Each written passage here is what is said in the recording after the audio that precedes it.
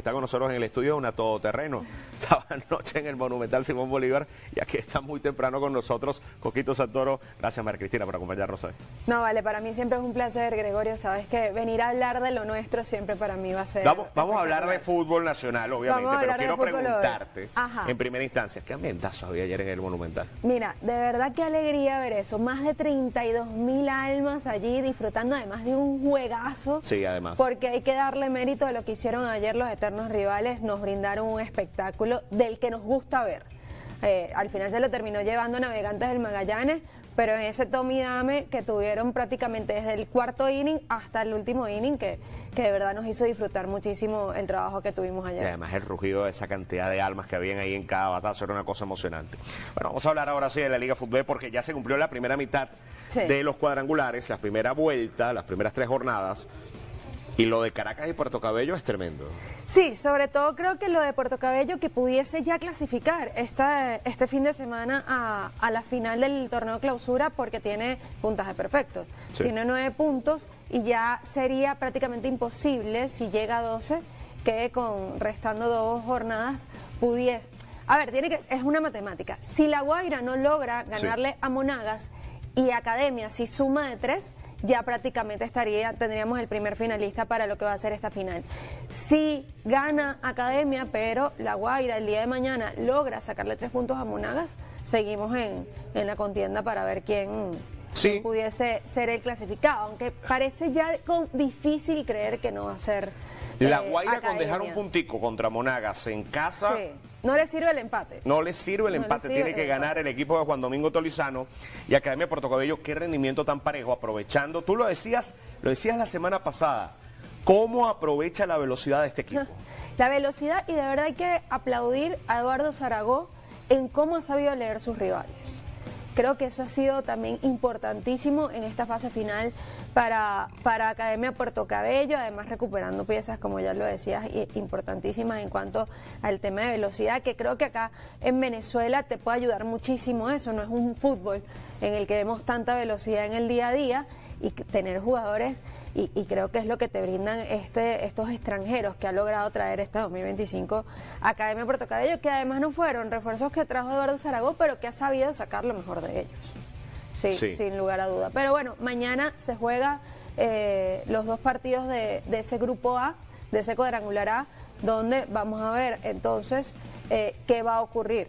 Si Zamora en su casa, que además es muy fuerte y que también está en la contienda, logra sacarle puntos importantes a Academia, y si La Guaira, entonces acá en casa ya consigue esos 3 puntos que también pudiesen ser claves para ellos, entendiendo que la primera victoria que consiguieron fue justamente frente a Monagas en Maturín la semana pasada. Hay que hablar también del grupo B, que tiene a Caracas como líder. Muchos no esperaban, comenzando el clausura, cuando se dio a conocer sobre todo que había en el movimiento de piezas que salía Ender Echenique, por ejemplo, de la plantilla del Caracas, muchos no creían que el Caracas pudiese estar en este punto del torneo liderando su sector, pero lo está. 7 puntos de 9 posibles.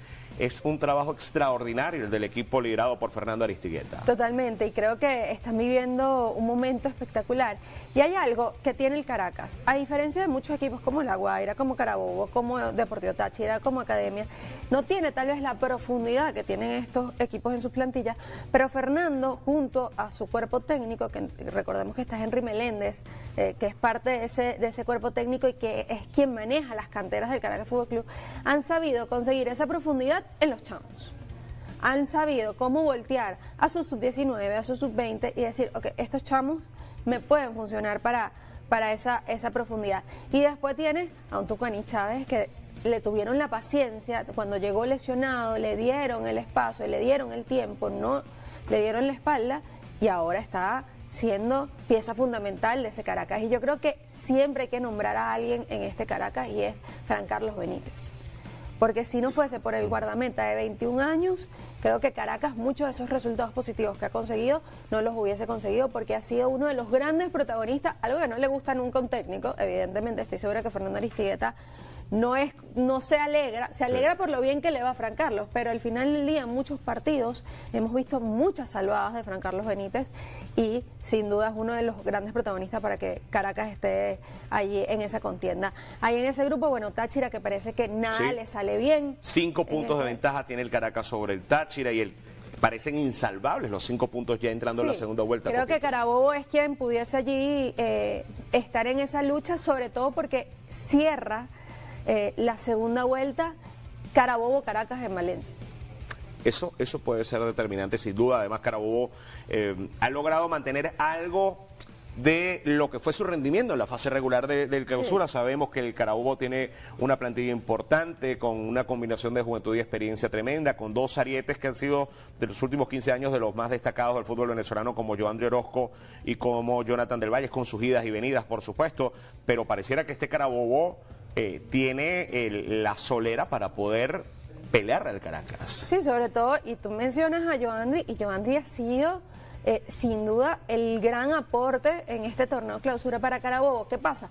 Cuando Joandri llegó, que lo empezamos a ver marcar goles, Daniel Farías decía que Joandri juega de Joandri, que no había como tal una posición para Joandri. Con algunas lesiones que ha tenido el equipo y con algunos bajos rendimientos en esta fase final, hemos visto que Joandri ha tenido que retroceder un poco. No es que no está jugando bien Joandri, sí merma un poco, creo que es lo normal, pero está teniendo que hacer un trabajo más de obrero en algún punto y tal vez no está llegando tanto al arco y eso le ha costado caro a Carabobo en esta fase final. No quiero dejar de preguntarte, Coquito, vamos a repasar los partidos ya para cerrar el apartado del fútbol nacional. Mañana, ya lo decía María Cristina, Zamora contra Academia Puerto Cabello, Deportivo La Guaira contra Monagas. El sábado, Caracas Metropolitanos en el Olímpico de la UCB y Deportivo Táchira contra Carabobo en el Polideportivo Pueblo Nuevo en San Cristóbal. No quiero desaprovechar la oportunidad de que te tenemos acá para preguntarte para tantear tu opinión sobre la Vinotinto femenina.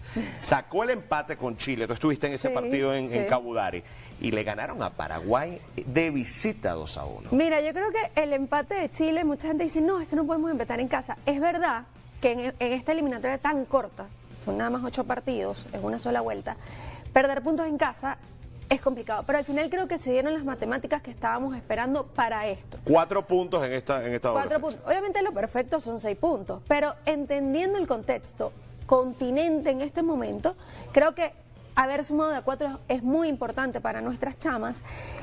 Y la verdad es que frente a Chile era la primera jornada, un torneo nuevo, por primera vez muchas jugadoras teniendo el sistema VAR.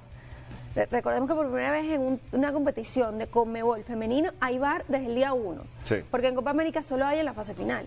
Entonces hay un montón de cosas que creo que tal vez no se habían adaptado del todo, pero el carácter que mostraron en Paraguay, y la gente dirá, no, bueno, pero Paraguay tiene un equipazo en el femenino, y eso que no tuvo algunas piezas de la sub-17, que una de ellas fue la goleadora, además de la Copa América, que vivimos en julio-agosto, que lo que tiene son 17 años, pero que están ahorita preparándose para el Mundial, sub-17 femenino, y por eso no están presentes en esa plantilla. Así que yo creo que haberle sacado 3 puntos en casa a Paraguay es lo que salda lo positivo en esta primera doble jornada. Totalmente de acuerdo, quedan fechas importantes por venir para la selección, queda una doble fecha en noviembre, ¿no? Última semana de noviembre, primera semana de diciembre. En casa jugamos la primera semana de diciembre. Coquito, gracias por acompañarnos hoy. María Cristina Santoro, todoterreno.